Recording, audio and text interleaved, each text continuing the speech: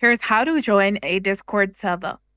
So first of all, you need to go ahead and launch your Discord application or the web version and log into your account.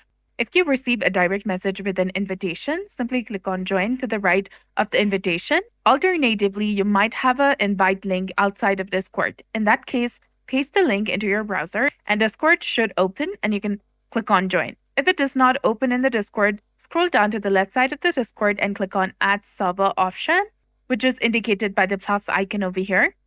From the menu that appears, tap on Join a Server. In this box, you need to go ahead and paste your invite link over here. And then tap on Join Server, which is highlighted in purple color.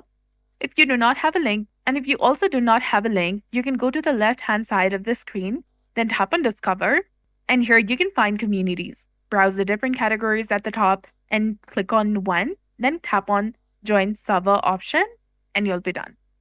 So that's it for this video. I hope you found this video helpful. If you did, please like, share, and subscribe.